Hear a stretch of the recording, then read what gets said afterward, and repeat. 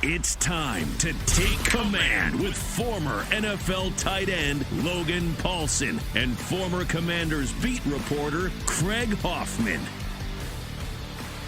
What's up? What's happening? Welcome in. Take Command Podcast. That's Logan Paulsen. Yeah, that's him right there with the beard. I'm Craig Hoffman, freshly without a beard, here and ready to talk football with you, Logan, fresh off the practice field after Thursday's practice as we record this on Thursday morning around 10:30 a.m., just in case anything silly happens between now and the time that you listen, because silly things tend to happen this time of year. That said, we are going to do a 53-man roster projection today. So the first one that we will do, doing it after a week of camp. There's been a little bit of news. Nate Erbig, for instance, retiring, and some guys emerging. And so obviously we still have another week till the first preseason game, and we'll probably do our next one after that. But I feel like this is a good time to kind of stop down, check in, see what's happening, look at some early things. And Logan, I think it's a really good way to kind of organize thoughts around each position group, because otherwise you wind up missing and skipping some things. So we'll get to that here in a few minutes. But we'll start with the practice report from today,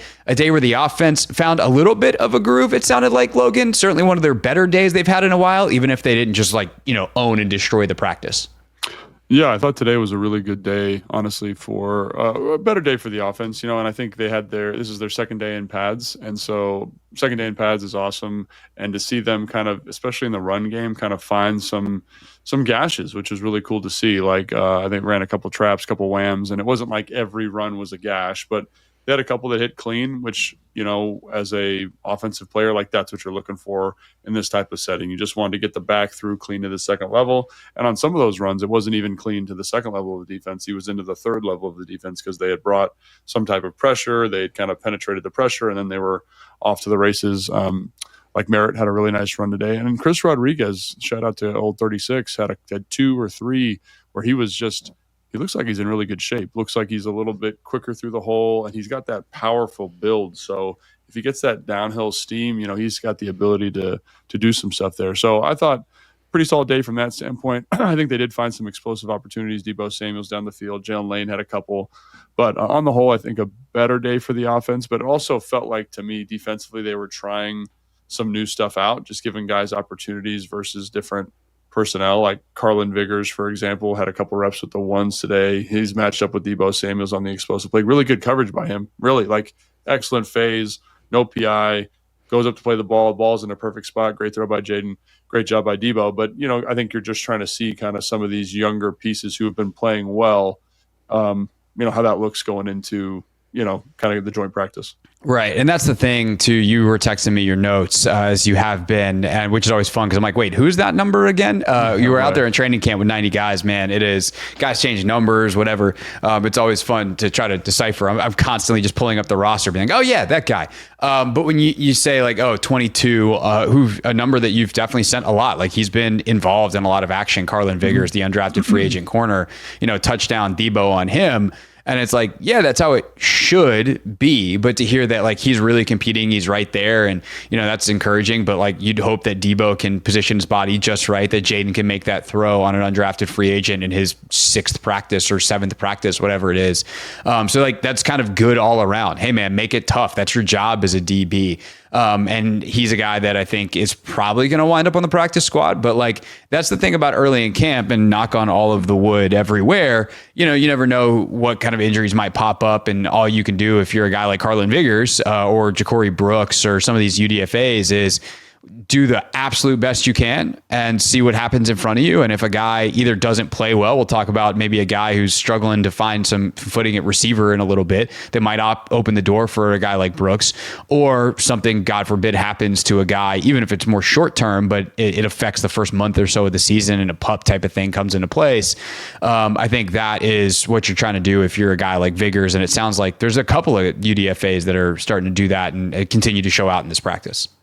Yeah, and I think that's always good to see is obviously one of the things Adam Peters has done a great job of is identifying needs, filling needs with free agent acquisitions and with draft picks. But the thing I think he's probably been best at, quite honestly, is UDFAs and really capitalizing on that group, because you get guys like Carlin Vigors who, it's impressive for a UDFA, a guy that, 32 teams passed on 7 times, to come in and kind of look like a ball player. Same thing with McDaniels. Like there's a lot of kind of the fact that those guys could eventually develop into something, I think is a testament to Adam and this coaching staff, right? That they understand kind of exactly what they're looking for, understand kind of what plays at the position and what plays in the defense. And again, like, I think that's pretty exciting, kind of getting some of these down, like even Ben Nichols, number 48, he looks like a linebacker. He's playing safety from Iowa State.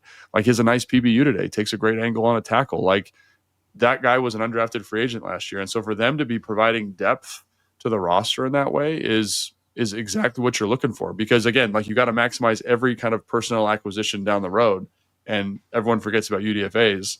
But that group seems to be doing a nice job. Even Ja'Cory Brooks, like you mentioned also. Yeah, and also when you make the trades like you do for Tunsil and Samuel, and like you don't have as many draft picks. I know that they had, 11 last year. So if you're on pace for the 21 over a 3-year stretch, which is kind of how Adam described it in the spring, then you're okay. And they can still reacquire some draft picks coming into the next draft. They should get a comp pick for John Allen.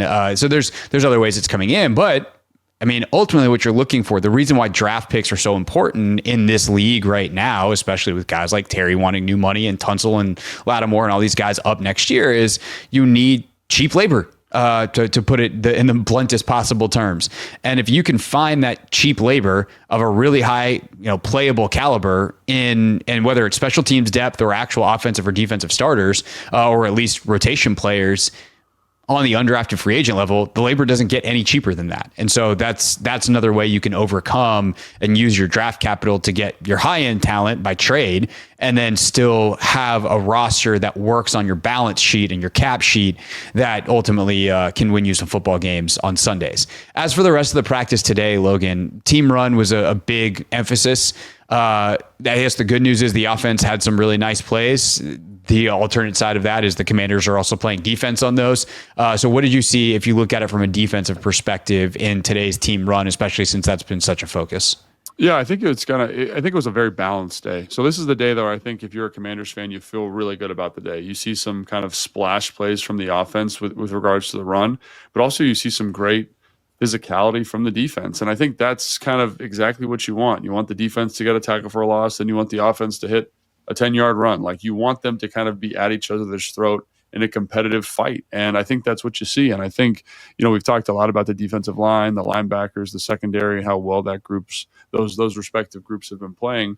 And I think it held true today. Like I didn't come out of this being like, oh man, the defense is regressing. I just thought like, this is the offense put in a couple different runs, different like kind of stylistic runs, kind of honestly more of their like bread and butter, like, the bounce plays, the trap plays, some of the stuff that really got a lot of miles for them. Those look good today because the team knows them. They know how to execute them at a high level. And I thought there were some good opportunities there. So that's great to see, but also like the defense made great plays today. So there was a kind of interesting play where, they're working an RPO from the gun. Dietrich Wise is unblocked. He's attacking Jaden Daniels. The defense does a great job covering the flat in the corner to the RPO read side.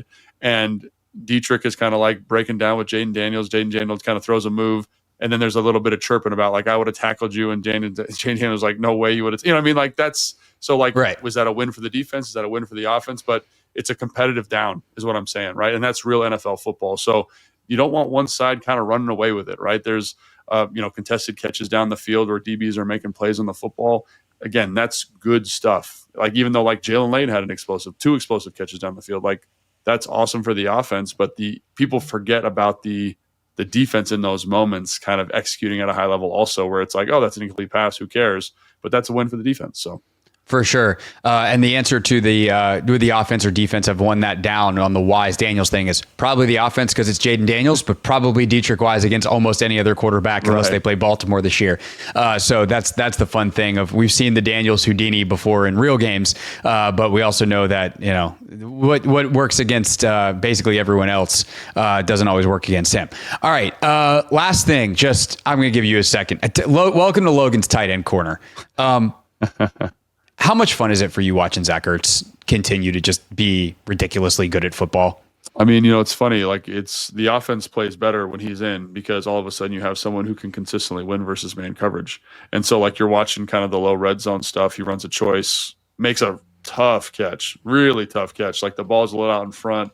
The DB's kind of playing through his hands, kind of bobbles it, makes a nice catch. runs a flat route on an RPO, kind of puts a little seasoning on it, is wide open in the flat. Jaden gets it to him. They're down in the opposite end of the field, kind of in the competitive move the ball red zone period later in practice. Zach Ertz runs a high cross completion to him. And obviously offensive efficiency moves up when you've got guys that can win matchups, right? So we've waxed poetic about Zach Ertz a million times on this show, but it's because it has a huge impact on the offense. It's like you've got right now in terms of guys making plays from the offensive standpoint with the first group, it's Zach Ertz, Deebo Samuel, a little bit of Jalen Lane with the first group. He's kind of been a dominant player with the twos, but when he's in with the ones, he's made some plays in the red zone. And then those are the guys that have been making the most of their opportunities. And as you move down the list, there's guys like Colston Yankoff, who I think has had a great, probably 3 or 4 days in terms of doing some of that Zach Ertz receiver stuff and kind of feeling like Zach Ertz in terms of twitch and movement skills. We know what a great special teams player he is. So you got to give him his shout out here, I think.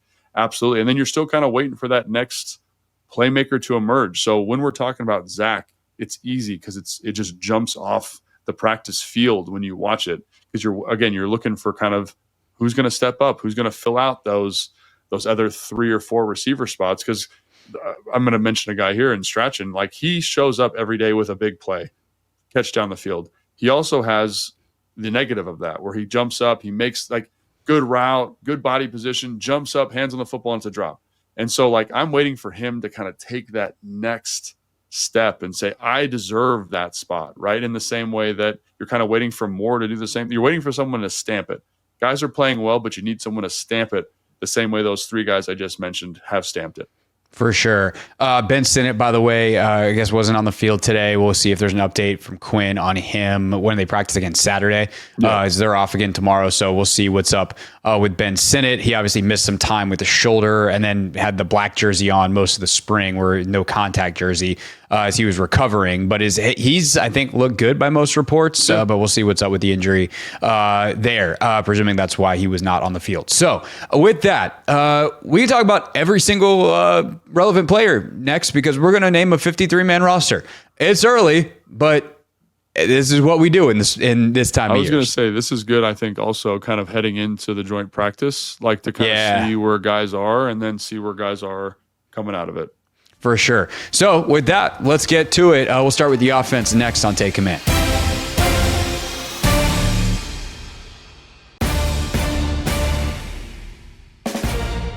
Is it never too early for a 53-man roster projection? Well, we're not the first one to do it, so it's clearly not too early. Take Command. I'm Craig. He's Logan. Let's get into it. I know that I did one already. This is my second one, because we did one right before I left on the radio show. And I know Standig did one, which was really good. Shout out to Ben and his new Substack. If you want to get really great Commanders coverage, definitely subscribe to Ben's new venture. But we're going to roll here. And we also actually did real research before the show. Did it. Went on the internet myself. So I have the numbers, Logan, for what they did last year at these positions. Yep. So when we start with quarterback, because that is the logical place to start, last year they wound up keeping 3 with Jeff Driscoll. I just don't see how they keep 3 this year. I think there are too many other good players, and I think they trust Hartman and or Johnson to potentially be on practice squad. And I think they can probably get them both there, at which point you don't need to use one of your 53 roster spots on a third emergency quarterback.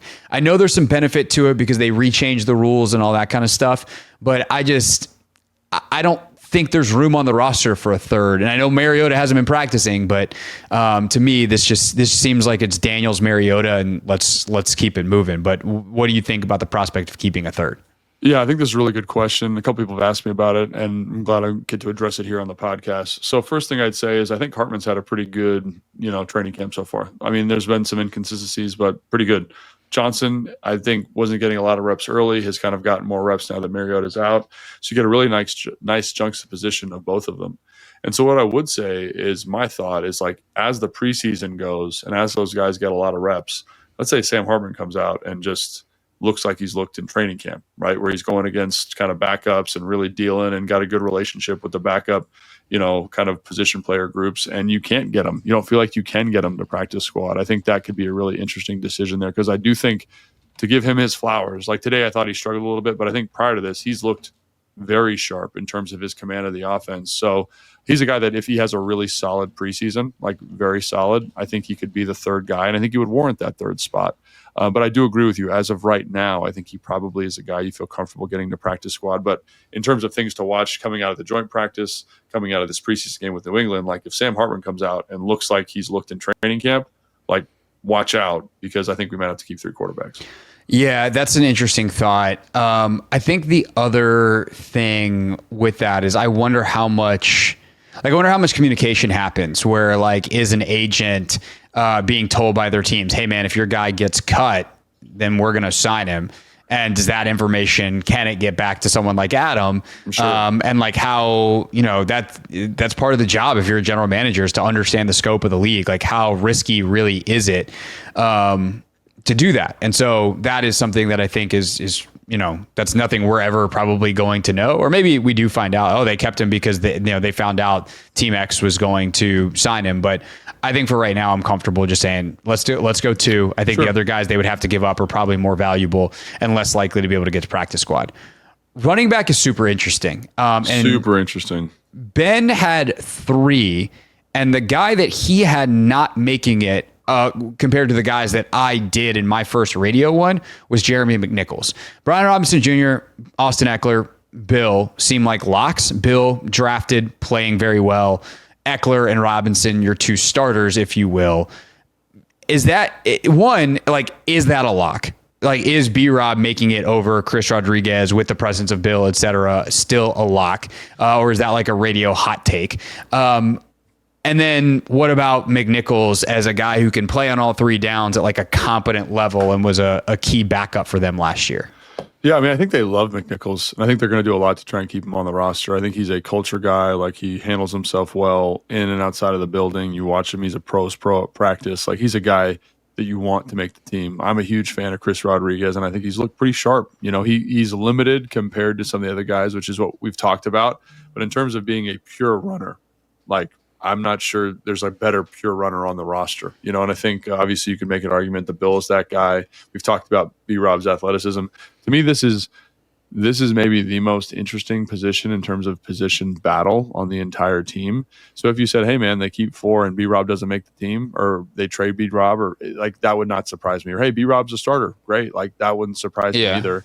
I think it's really just depends on stuff that we can't know, which is what I mean is like, how are they as professionals inside and outside of the building? Like how again, the other one that catches me with B-Rob is like, he's up next year. So do you like, if there's a trade opportunity for a guy who's up next year, like, do you pull that string? Like, I don't know, like, because he does seem to have value around the league. So that's for instance, like Joe Mixon started the season on PUP in Houston. If Houston calls you and is like, hey, especially if they want to give you one of your picks back. But if you want to get a draft pick from Houston for Brian Robinson, and you have Chris Rodriguez and you have Bill and you have Eckler and you have McNichols, like, I think B-Rob, I think it's like these 2 sentences don't feel like they go together, but B-Rob is probably the best back on the team and is also okay if you trade him. Yeah, and I think that, again, speaks to kind of this analytics approach to the position, right? Like, the analytic difference between B-Rob and like Chris Rodriguez is not huge, right? You feel it as a fan. You see the difference in athleticism, but like in this offense, I'm not sure it makes the biggest of differences, right? Especially if you have, if Bill is the guy that we think he can be, and he's had a really good couple of days of camp. But and the only reason I say B-Rob is a trade value is because he does have name recognition. He does have value. He started a lot of games. So, and I'm not saying they're going to do that, but this one is really interesting to me because let's say Bill comes on and looks like the dude. Right now, you have a surplus value at the position, or C-Rod has a great preseason, and you can't get him to practice squad. Like, all of a sudden, you got 2 dudes, and I think they want to keep McNichols. I think they want to keep Eckler. Like, those guys feel like as close to locks as you can get. Obviously, there's things that change, but I do think there is a lot of room here for flexibility depending on how the stuff at New England goes, the stuff in the first preseason game goes, and then the subsequent preseason. And that's where I'm like, this one, I don't know, because I think we still need more information. And you talk about trade value, like most teams or a lot of teams have this problem. So like how much trade value is there really? And like that Correct. becomes a hard thing too of like, well, is it really worth it for a 7th round? Like, is that analytical difference worth a 7th round pick? Maybe not. Maybe a 5th, like that's a different situation. But you're not going to get a 1st or 2nd or 3rd or probably even a 4th rounder. No. And so like, what's it worth to you? And especially because there are so many good backs that get cut around the league, it's such a bizarre position in that way. But in terms of the actual projection, are we going for Robinson, Eckler, McNichols, Krosky, Merritt? That's kind of what I feel. That feels right. That and feels you right pray that Rodriguez gets to practice squad? Yeah, I think so. I think that feels good. And again, like even Felton's had a pretty solid camp, catching the football, doing some man-to-man coverage kind of stuff that has caught my eye. But, you can only keep 4. And I think Eckler is a guy, Robinson, McNichols, and Merritt feel like the 4 you want to keep. All right, tight end. I know, Logan, you want to keep 7, but we're going to, I think, narrow it down. In some ways, this feels obvious, right? Yeah. It's Ertz, Sinnott, Bates, Yankoff. This one feels easy, especially with Yankoff playing as well as he is on offense right now. I think he definitely deserves an opportunity to make the 53. I mean, the offensive production I've seen from him in camp, coupled with the special teams, like I thought, maybe Tyree, but he's got the shoulder thing going on. Even Cager, like I saw him talking to the trainer today, he had like a sleeve on his knee. Like, where's he at health wise, right? Yeah. Cole Turner feels like a guy you could easily get to practice squad. And again, if you're just comparing offensive production, Yankoff's been, very, very good. So Zach, Bates, Ben, I think has got, again, he's not maybe flashed the way fans wanted to, but I think he's had a very consistent camp. And Yankoff, this one feels like kind of status quo. All right, let's not spend any extra time on it then, because we got 2 position groups left on offense, and this is where things get fun. Receiver. Whoa. All right, here we go. Yeah. Last year they kept 6. By the way, these were the 6. McLaurin, De'Ami Brown, Luke McCaffrey, Olamide Zaccheaus, Jamison Crowder. Can you name the 6th? Oh my gosh. I don't know if I The answer is no. Byron Pringle was the 6th. Oh yeah, no way. No way I could name that one. Respectfully to Byron Pringle. Yeah. No. I went, wait, what? He was on the team last year? He was for like 5 minutes. I think 6 is the right number, and I think 5 of them are pretty easy. The 6th one is the one that's hard. McLaurin, Debo, Luke, Jalen Lane, Noah Brown. Those feel pretty locky. So Terry, Debo, yep. Luke McCaffrey, Jalen Lane, Noah Brown. Any chance outside of something very silly happening that any of those 5 don't make it? Those feel like the most consistent, like the most likely to make it. It feels that way, and I think then you look at that 6th receiver spot, which is weird because you have Lane in there too, who's going to be a little bit of a returner. So that 6th receiver spot feels like maybe like a gunner, flyer type role, 2-1 kickoff type guy, which Moore has done, which Strachan has done. So I would kind of say it's a 2-horse race between those guys. And people say, why not Gallup? Gallup doesn't play teams. So that's where, unless he kind of hits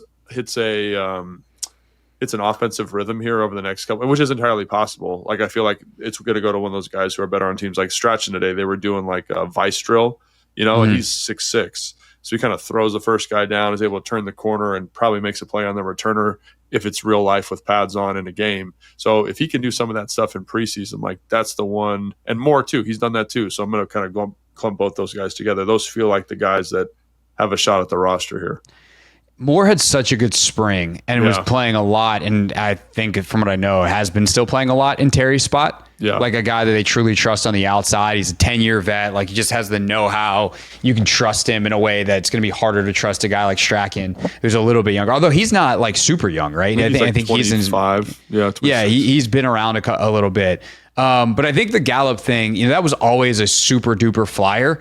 And there's a chance that he's still just super rusty and maybe he can knock the rust off. But I do think the special teams point is a really good one, because while Jalen Lane is probably going to play some on teams, obviously his value is best on teams as a returner. And Luke, I know that today he struggled a little bit on some of the special teams stuff. Like, he's a former quarterback. Like, that's not going to be where he excels. So getting a guy who's a rotational receiver piece that can be a go down and get it on special teams kind of guy, that does feel important. So again, it's July 31st. We're not even in August yet. Who do you want to put in as wide receiver 6 right now?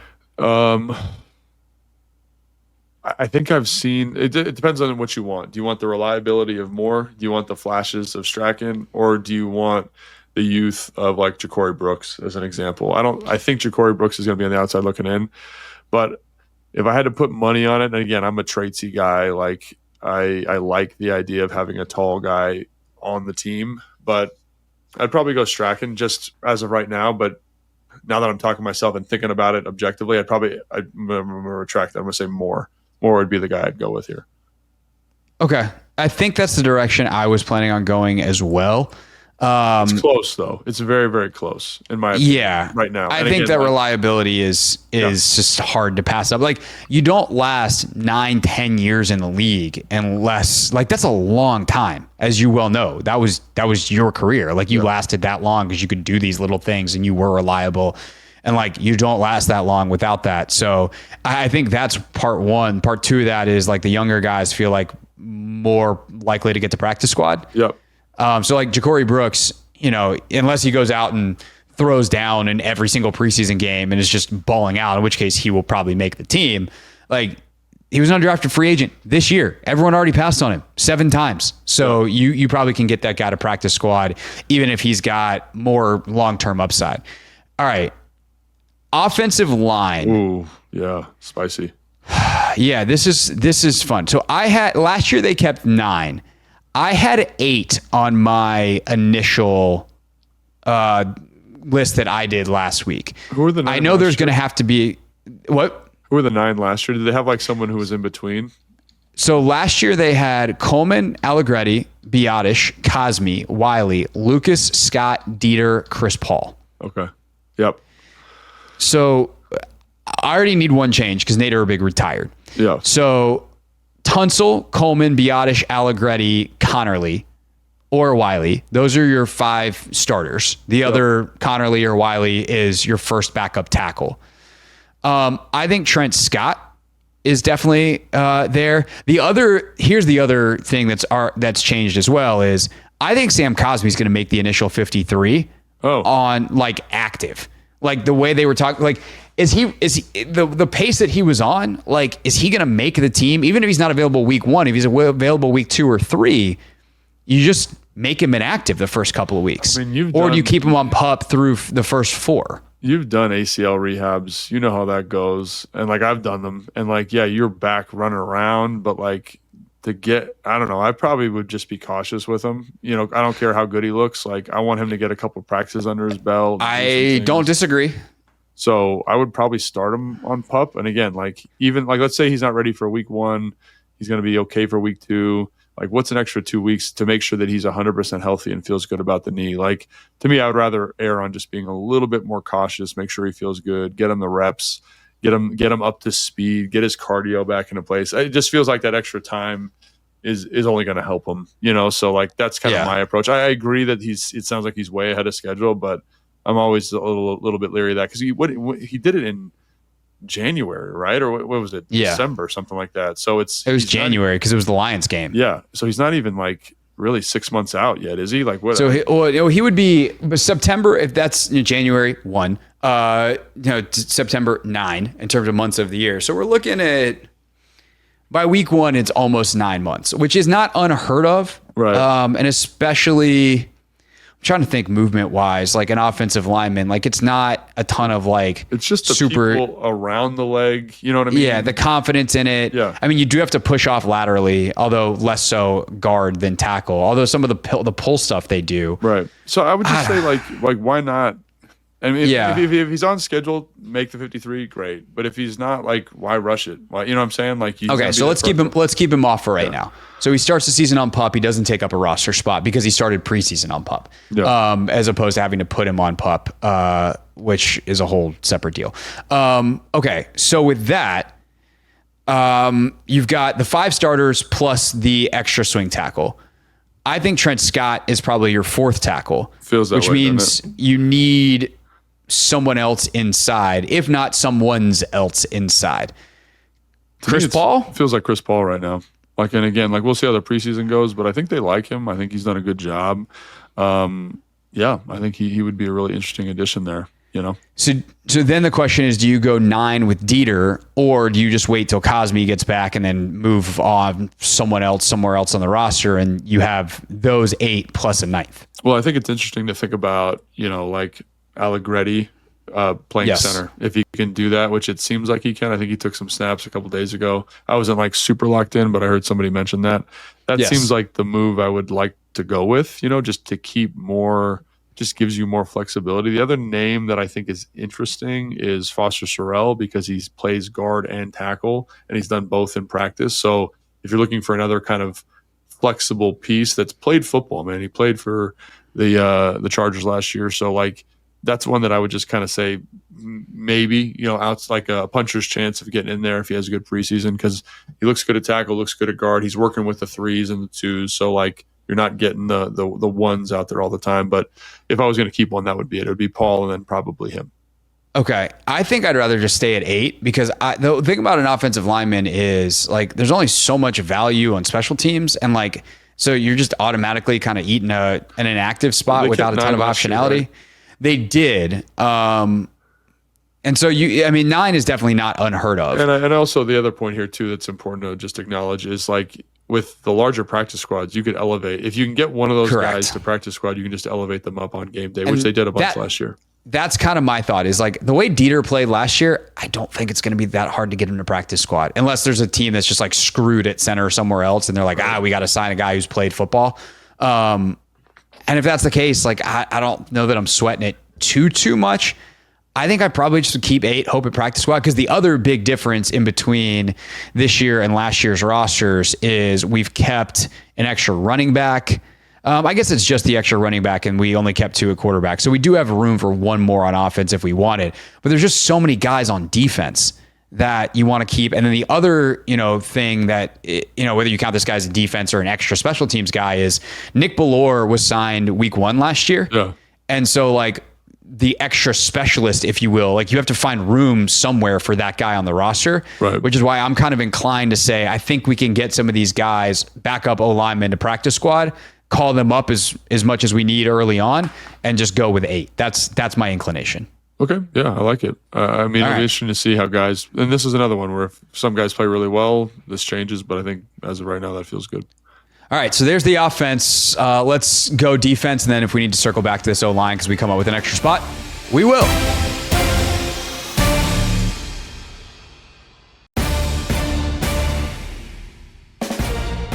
Take Command Podcast, Logan Paulsen there, Craig Hoffman here. 53-man roster projection.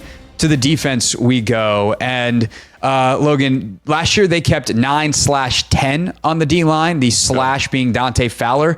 This year that role is Von Miller's. So do you want to put, I guess the first question I would like to ask you about the defense is, are we playing their game and putting Von Miller at outside linebacker? Or are we counting him as a defensive lineman? The answer does not really matter. I'd count him as a defensive lineman personally. I mean, just because I think that's going to fit his utilization. So that's what I would say. Yeah. Okay. So in that case, I've got 10 on my initial list that I did a couple weeks ago on the radio show. Those 10 are Von Miller, if we're counting him as a D lineman, Daron Payne, Javon Kinlaw, Johnny Newton, Dorrance Armstrong, Dedrick Wise, Jalen Holmes, Eddie Goldman, Cleveland Ferrell, and Javonte Jean-Baptiste. That leaves off some really good players, including Jacob Martin, who I think I've read multiple places had an excellent camp. So as the guy that's been out there every day, where are you at on this defensive line group? What changes do we want to make, if any? Yeah, I think for sure, like knock him out of the park. Let's just go with those guys first. Are Armstrong, Payne, Kinlaw, Wise has had an excellent training camp so far. I think Ferrell has had an excellent training camp, so that gets you to 5. Newton, because he was a draft pick last year, I think he's ascending. I think those 6 guys feel like, and then Vaughn. So those 7 guys feel like absolute locks. And then it's kind of stylistically like what you're looking for those last 2 spots, right? Because we're keeping 9 or we're keeping 10 here. I think you keep 10. Like, I just think there's too many good players to not. And I don't know how many of these really good players you're going to get to practice squad. Yeah. So, like a Jalen Holmes, I think you could. I also think there's a chance that dude gets signed because he was real good last year in real NFL games. Yeah, so of the guys that you've got on here, I would say for sure Goldman, and I'd say Jacob Martin. Martin makes it for me right now, which leaves one spot. So is that Jean Baptiste or is that Holmes for you? Oh man, Dan's talked very highly of Baptiste. He was a draft pick. He's a little younger, I think, although I actually don't know because he was an old draft pick. So let me look this up real quick. Javonte Jean-Baptiste is 25. Jalen Holmes, okay, he is 29. So he is significantly older. If that's the case, then I'm going Javonte Jean-Baptiste. Yeah. And I think that's where you get to. Because as much as I want to keep Holmes on the roster, and I think he gives you flexibility, like an old GM told me one time, like if anyone shows any signs of pass rush, you don't cut him. And Jacob Martin's done a good job of that. So I think that you feel good about Farrell. You feel good about Wise kind of as your first and second down pair. I think you hope Holmes gets the practice squad. So if you need to bring him up, you can. And I think you've let that ride, And again, like that's hard for me because I really like Holmes. I thought he added a ton of value last year. I think he's had a good camp so far. But sometimes like if they like a young guy and they want to see him develop, because again, Baptiste did some really good things last year in season also. So I don't want to marginalize that, but these are the type. This is a tough position group because I think there's a lot of good football players here now. Yeah, the whole let's build through the trenches. Good job. Now you're cutting guys that like Jalen Holmes. If he has to run 2-3 weeks with the ones in rotation for a guy, like you're not dead in the water. Right. And like you're cutting that guy. And we even talk about Carl Davis, Sheldon Day, guys that were really good for this team in stretches last year. Yeah. And so I think the hope is you get some of those, maybe one of those guys as a veteran to practice squad. But like they're just not even in the running because of the depth that you have on this team. And it's funny because again, this is the position where there's been most consternation about the Commanders nationally. And I get it. Like there's no legit star edge rusher in 2025 amongst this group. You're hoping that Vaughn is some level of that, but this is 2025, not 2018 where he's defensive player of the year. I think that was the year he won it. So yeah, like this is a tough group. This is a really tough group, which is why I think you have to go 10. Yeah, and I think all those guys deserve it. I think some guys that we haven't talked about or we just kind of mentioned passively, like they probably deserve it in some way too, but it's just a deep group. And I think the free agent guys that they've brought in have done what they're supposed to do and have looked good doing it. And I think that's a testament to Adam Peterson. His whole staff. All right. Linebacker. Last year they kept 5. It was Fowler, Wagner, Dante Fowler. We counted. So there's really only 4 true linebackers. Wagner, Luvu, Michael Walker, and then Dominique Hampton, who was a redshirt. So there was like 3 dudes. And then you had Nick Bellore, who they signed. It was either during week 1 or I think they actually signed him after week 1, after he got cut by Seattle. So this year, if we count Bellore as a linebacker, I've got 6. 6 counting Bellore. I've got 6 counting Bellore. And Wagner, Luvu, 5 last year, right? Well, 4. Really. Yeah. Well, and then the other caveat with last year is McGee went to IR or PUP or whatever it was. So like he was around. The problem is, or the good thing is he's around for real this year as of we're doing this. So hopefully that stays. And then you have, some of the younger guys. So you have Wagner, Luvu, McGee, Hampton, Madrano, and then Bellore. Yeah, I mean, this is one of those groups that I think is going to be kind of up to the wire in terms of competition because, like, I think they've all had pretty good days. And so what are the question marks you have about, I think McGee is a lock as you're going to get. I think Bellore is pretty close to a lock. I wouldn't put him here with this group. I put him with the specialist, but you know what I mean? Like, he's that type of guy. Right. And then it comes down to Hampton and Madrano, and I think both of them have flashed at camp. Both of them have made explosive plays. I think the thing I want to see, and it's going to be absolutely critical for both these guys, is how well they tackle in a preseason game.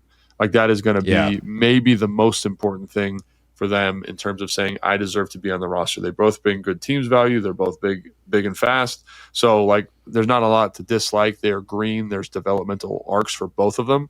But how do you tackle and can you play linebacker against some of the better offensive linemen in the world when it comes to the NFL? And like today, for example, like I think Kane's had a great couple of days here. But just one of those plays that jumps out at you. He goes to fit the running back. It's Chris Rodriguez. He's a big, powerful dude, kind of gets spun to the ground on the tackle. And you're like, And again, that's one play. So I'm not saying he's had a hard time tackling or he hasn't been doing a good job, because I think he's been doing a great job. But that kind of sticks in your brain a little bit. It's like, has he fixed that issue from college yet? And so I want to see him tackle. And this, much like the running back, I think those last two spots, whether it's 6 or whether it's 5 or whether it's 4, is going to be decided on how well dudes are tackling in preseason games. For sure. So we'll find out a lot more starting next week. But for right now, like, I don't even understand how this math is working. I feel like we've gone heavy at certain positions, and yet we have. But this is, like, again, why I guess the 8 versus 9 O line, like, that lets you keep Medrano and Hampton versus, okay, we have to try to get one of those guys to practice squad, and we keep a 9th. So that's that. The other position, we're going to go lighter than last year. I mean, I put it in air quotes. They are lighter than last year, but keeping 10 DBs is pretty standard. Last year, they kept 11. This year, I've got just 10. Lattimore, Amos, Sanderstill, Jones, and Noah Igbenogany at corner. And then Will Harris, Quan Martin, Jeremy Reeves, Tyler Owens, Percy Butler at safety. You've mentioned a couple of other names that have played really well, some UDFAs, both this year and last year. But I actually think that if everybody stays healthy, this is pretty straightforward, and these are the 10. Yeah, I mean this group has been, like, definitely exceeded expectation, like 100%. So, like, again, like, as much as I think some of those young guys have played well and, like, flashed a little bit, you know, like some guys on teams, like Kevon Seymour had a great rep on teams today. Like Ben Nichols. That's a guy that I did want to ask about because Standig had him on. Yeah, so he's big, he's long, like, he did a great job like in that vice drill they did today. Ben Nichols has done a good job in terms of flashing at times, interception and OTAs, a couple PBUs last couple. But again, I just think when you look at how well these guys have played that you have on your list, like, none of them have played themselves out of this position, out of this flagpole position. And in some ways, they've just solidified themselves each and every day. And so, barring them looking disastrous up in New England, like, I think, like, this is the group, you know, as much as I like, again, I've talked about how I think they've done a great job finding secondary UDFAs, guys that have done a good job in camp. But the guys you mentioned there, like, I mean, let's go through the list one more time just to kind of reiterate. Like, I think Percy Butler has been excellent. Tyler Owens has been excellent. Reeves offensively or defensively and on special teams has been excellent. Martin looks like he's ready for the next step. Harris has been that chess piece in the back end. Noah Igbenogany, man, I've been super impressed with him inside and outside. Just his ball skills seem to have improved. Jones is the pro's pro. And then Amos, Sanderstill, Lattimore, I've talked about them almost on every single show. So it's like, who you gonna upset there? It doesn't seem like anybody. Well, the question would then be, like, is Seymour ahead of a guy like Medrano or Hampton? Yeah. And like that, yep. Yeah. And this is where the battles between your 4th running back, your 4th tight end, your 9th offensive lineman, your 6th linebacker, your 11th deep, like, wide receiver 6. Like, what if they just decide, like, none of these? What if the answer is none of them? Would you rather have Moore or Seymour? Like, wide receiver 6 or DB 11? Right. Which one would you rather have? Like, That's the question you have. And part of that is informed by the players themselves head to head. That's the number one deciding factor. The next is, like, who can we get to practice squad where we kind of get to keep both? What other options exist on the free agent market? Or do we think other teams are going to cut? Is there another guy? Because that's another factor too, right? Like, we've referenced this 53 from last year, but, like, the 53 that got named on cutdown day wasn't the same 2 days later. And that 53 wasn't the same a week after that. Jamin Davis made the initial 53, got cut, then got brought back and elevated, and then eventually got cut again for good later in the season. So there's just a ton of movement that happens. You can only operate within, like, what you're seeing here. We know there's a bunch of stuff happening at other camps and on other podcasts around the country and in other, written articles around the country. People are doing these 53s and saying, like, oh my God, is that guy going to get to practice squad?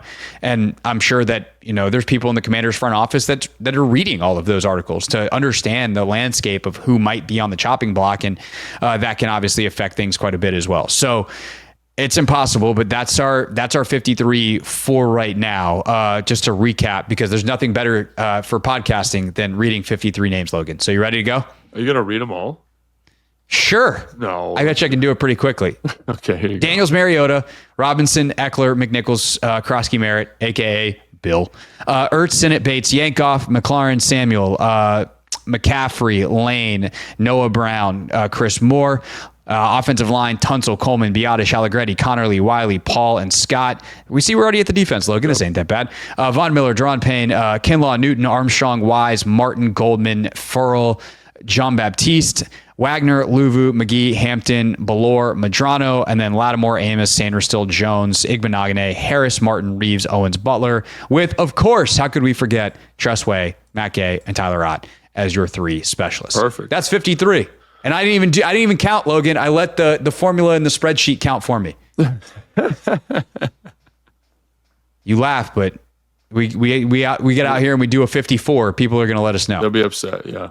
Yeah. Which, what? I wonder if a team's ever done that by accident. They submit a roster to the league with too many dudes on it. It seems unlikely, but crazier things have happened, I'm sure. Crazier things certainly have happened in this very silly league. All right, so that's our show for today. When we get back on Monday, we'll have a couple more practices to review. Maybe we'll have a guest on. We'll see kind of what everybody's doing schedule-wise.